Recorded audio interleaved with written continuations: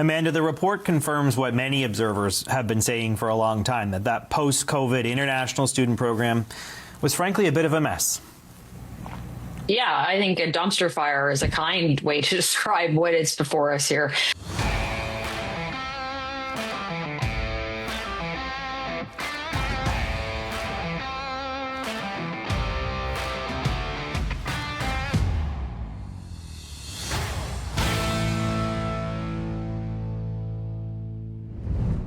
A shocking Auditor General report just exposed how badly our immigration system has failed. Out of 153,000 potential fraud cases, only 4,000 of them were investigated over 2 years, and it only gets worse from there. Conservatives are calling it a dumpster fire, and even liberal commentators refuse to defend it, calling it comical. The real question is, where is the new era of transparency and accountability that Mark Carney promised? Let's take a look. And Citizenship Canada reduced the number of new study permits issued, but fell short in other key areas. In 2024, the department issued just under 150,000 permits, well below the forecast of 350,000. Some provinces, particularly those with smaller populations, were disproportionately affected. For example, Newfoundland and Labrador and Saskatchewan were both expected to see an increase of 10% in approved study permits compared to 2023, but instead experienced a decrease of at least 59%. While the department introduced a tool to verify acceptance letters from learning institutions, it did not effectively investigate or follow up on high-risk cases. Over 153,000 potential cases of non-compliance with study permits were identified, but the department investigated only a small number. It also did not pursue 800 cases involving fraud discovered after permits were approved. In most of these cases, individuals went on to apply for other immigration permits while in Canada, and more than half of them have since been approved. So, you have between 2023 and 2024. We don't even know 2025 yet. 153,000 potential fraud cases. Only 4,000 of them were even investigated. That's about 2.5%. And then of those, 800 of them, they found, yep, they were fraudulent. They did nothing. And then 400 of those went on to actually be approved for other citizenship levels. Why? Why? Gee, I wonder why Canadians across the board don't trust the apparatus that is the government bureaucracy. I've seen it firsthand, folks. It's a nightmare. So this is under Sean Fraser and then Mark Miller. And now it's under Lena Metlidge-Diab. Now, Diab, you can't blame her for this report because this wasn't under her watch. You can blame her for how much of an incompetent minister that it seems like she is, where even her own colleagues don't seem to think highly of her and run to CBC and tell them as much. We learned that in our video yesterday. But the Conservatives wanted to dig in further on this because 153,000 cases of potential fraud kind of raises an eyebrow. Thank you, everybody, for attending today, and thank you for your very detailed reports. I'll be starting on the international student program reforms. So between 2023 and 2024, we had 153,000 students that were identified as potentially non-compliant.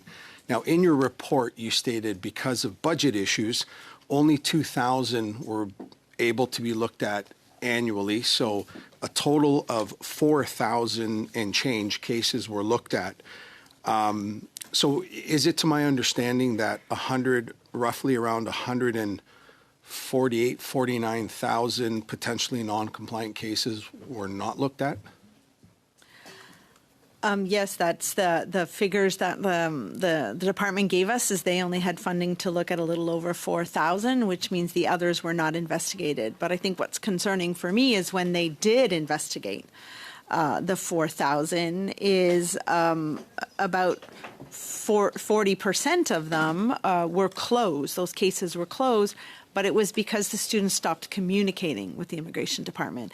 And I would have expected that they would have taken that all the way to the end to determine whether or not a student was meeting the terms of the permit. Remember that these are just students being flagged as potentially non-compliant. You need to give them an opportunity to demonstrate that they are studying full-time. If that doesn't sound like a government process, I don't know what does. So we only have funding to look at 2,000 cases a year. So what we'll do is we'll send them an email. And if they don't get back to us, well, I guess that's case closed for us, because can't demonstrate that they're non-compliant if they don't actually communicate. That seems to be the logic here.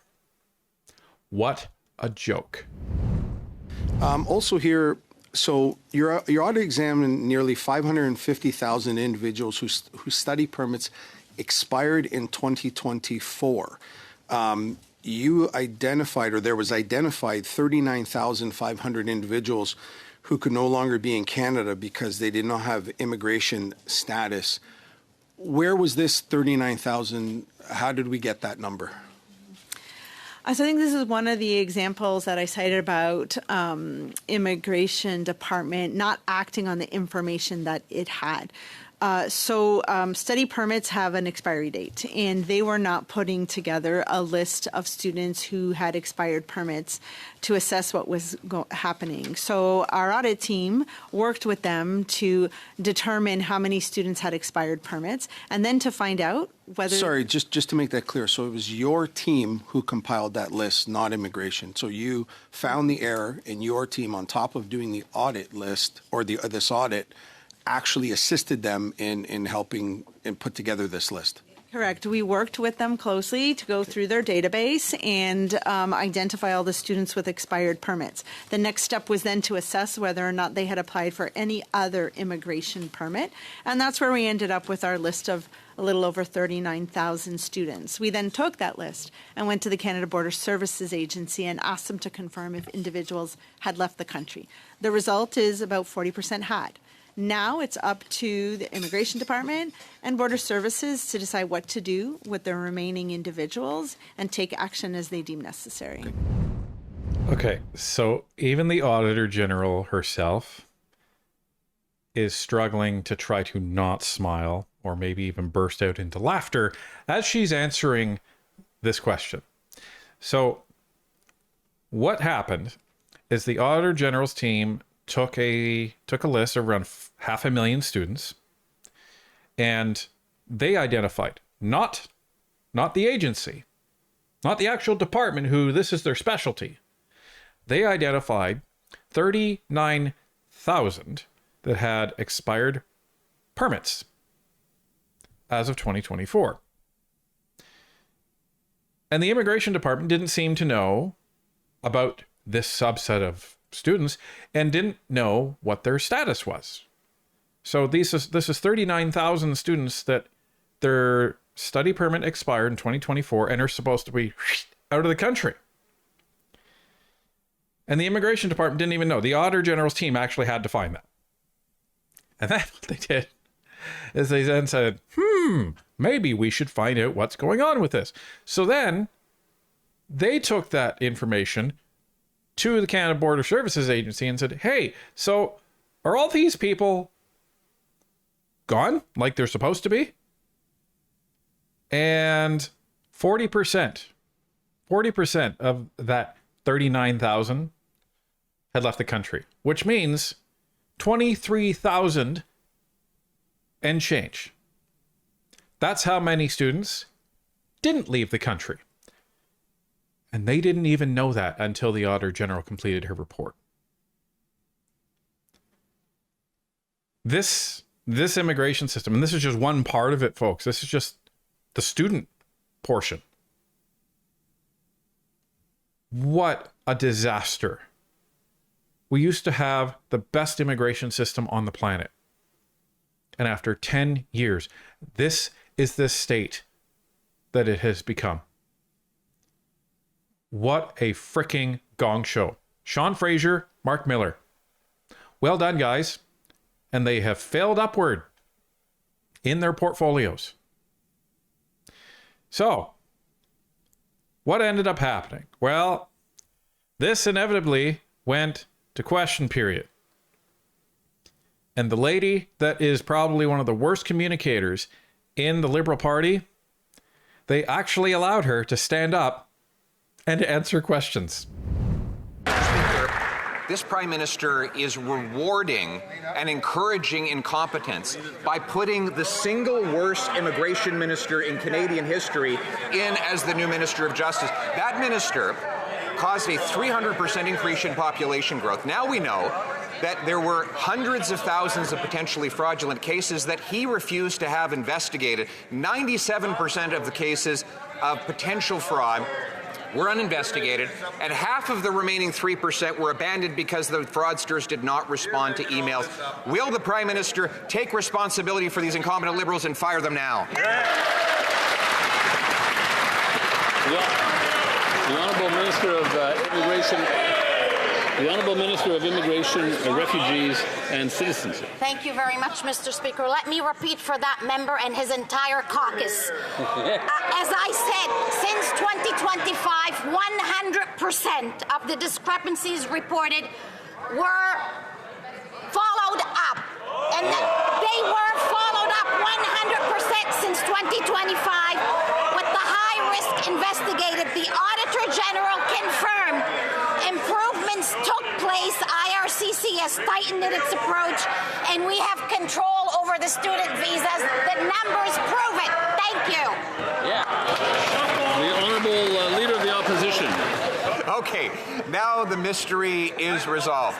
We have only 3% of the 150,000 cases of suspected fraud were investigated at all.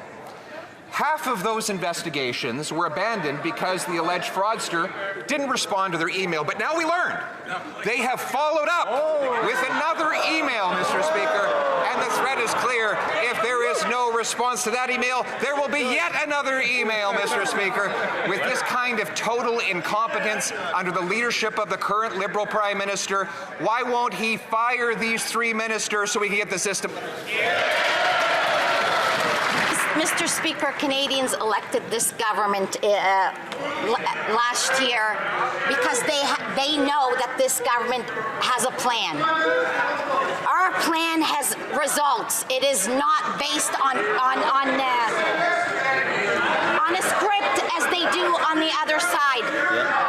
Over the last year, we've reduced temporary residents by more than half. We brought the asylum numbers by more than a third. We've refocused economic immigration like never before it's been done. Canadians can see that this government is focused and has a plan. Thank you very much, Mr. Speaker. Yeah. You're almost embarrassed for her as she speaks.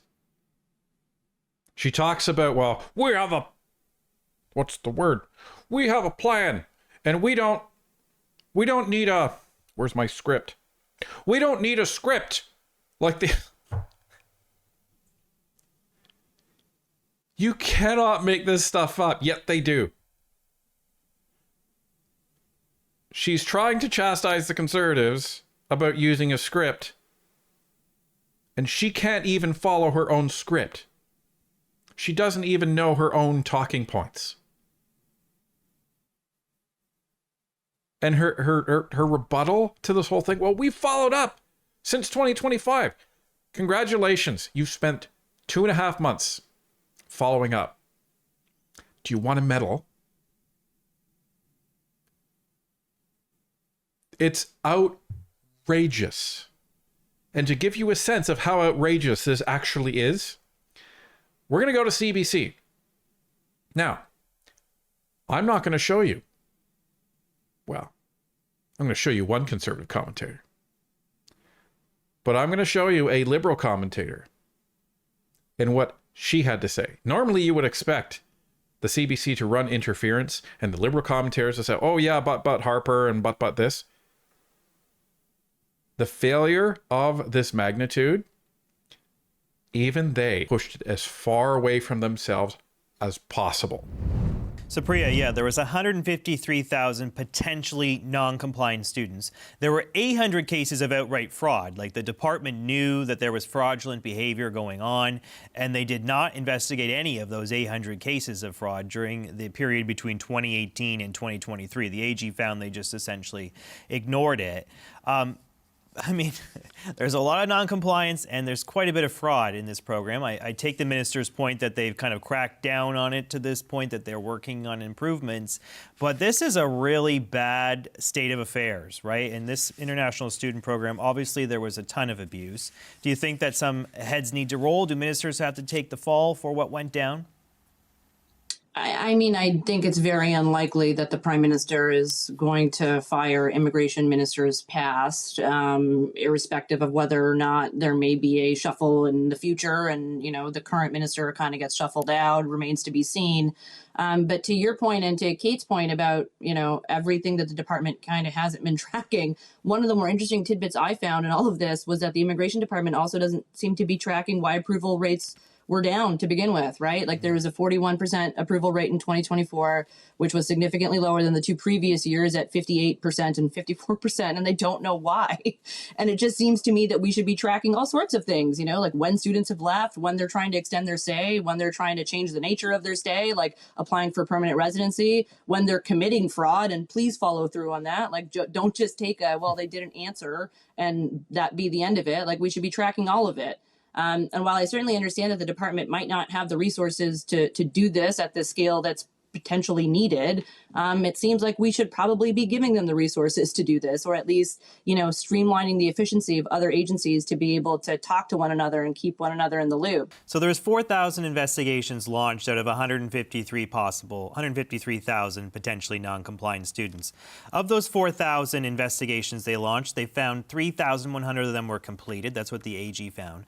But of those 3,105 completed, they considered them completed in 1,600 cases because people just didn't get back to them as they were trying to check on their status and whether they're actually in compliance with their study permit requirements. So they considered investigation complete, Supriya, when they just didn't hear back. So, like, the number is actually worse than 4,000. It's actually far worse because they canceled 915 of them, 1,600 of them just didn't get back to them. 50 of them, they found they were non-compliant, but they didn't do anything about it. There's still 37 investigations ongoing from 3 years ago. I mean, it's just like, what is happening at this department? It just seems like they really cannot get their hands around this program. Yeah, and I mean, it's like to the earlier point of, well, we tried to call them, they're maybe fraudulent, but they didn't get back to us, Right. so whatever. Yeah. Like, it's farcical. Done, complete. It's like, yeah. Yeah, it's like comical on its face, right? Like, if you were going to make a caricature of what a bad system would look like, I mean, these have all of the sort of hallmarks of it. And I think to Nathan's point about needing to restore the sort of faith in the system, I mean, there definitely needs to be some sort of improvement that's not only just said and talked about, but that is felt on the ground in the system, and with folks recognizing that there has been, you know, a material or substantive change here. Comical, farcical. That's from the Liberal commentator. Now, I also want to point out that Liberal commentator was the former advisor to Liberal Prime Minister Justin Trudeau. You know, the government where this all happened. So it's quite rich for her to be trying to distance herself from this and saying, oh, this is terrible, this is terrible. Well, you were part of the team that was responsible for this. And she says, oh, well, you know, in order to actually, you know, put some trust back in the immigration system, you know, there needs to be some improvements. That's not all that's needed. Canadians need to see that there's actually accountability. How about Sean Fraser and Mark Miller? You fire them. You remove them from cabinet because they're getting that massive pay raise for being a cabinet minister. How about that for number one? Number two, how about you fire the head of that agency? How about that? Each agency has a president or deputy minister or however you want to call it. And they're responsible for that whole agency. How about you fire them? But we can't have that, right? That would actually be using the A word, accountability. And this is what frustrates Canadians, because you're using our tax dollars and you're using it like it's monopoly money. Nobody gives a damn. And then we end up paying for this in the end. But we're not done. I have one more clip to show you. And this is what a conservative commentator said about this. Amanda, the report confirms what many observers have been saying for a long time, that post-COVID international student program was frankly a bit of a mess. Yeah, I think a dumpster fire is a kind way to describe what is before us here. I mean, 150,000 cases, like the system throws up red flags. They make 2 phone calls, nobody says anything, and the government just ignores it. And respectfully, if the minister is one saying, I've only been in the job for a fraction of this audit, so don't point the finger at me. Like, you've been part of, there's a Liberal government that's been in place for over a decade. Like, it is at their feet. Not to mention the fact that if you need more resources to actually investigate and take this matter seriously, then advocate for more resources. Like, this is the government. This is their choice not to properly resource the department to investigate these issues. And frankly, this is part of why the consensus in this country around the benefits of immigration is eroding, because we see abuse in the system. And this should be taken seriously and solved, and good for the AG for getting to the bottom of it. Yeah, Brad, the other thing that's potentially troubling, of course, is that they can't keep track of 23,500 students. They've just kind of disappeared into the abyss. International students whose permit expired, they can't find them. They don't know where they are. I mean, if that's a pattern, that's concerning that the federal government can't keep track of these folks who are here on student permits. And that certainly, to Amanda's point, potentially undermines trust in the immigration system. Dumpster fire would be a kind way of referring to this. I agree. That would be using the parliamentary language in order to describe this. And what he refers to at the end is absolutely correct. 23,500 students, they don't know where they are. That's the people, right? Talked about that before. That's part of that 39,000 that they said these people had expired permits. Only 40% of them actually left the country. Where is the 23,500? Maybe we should be spending less on foreign aid, and maybe we should stop funding things like Sex Work the Musical in order to actually fund our departments. And maybe we should actually hold people accountable. Hire based on merit, not based on what people look like in quotas. And maybe we should actually have some accountability. What a thought. This is why governments run the way they do. Because they operate with a blank check. Everybody fails upwards. They're not fired, they're moved. And then the Canadian taxpayer is the one that ends up paying for it.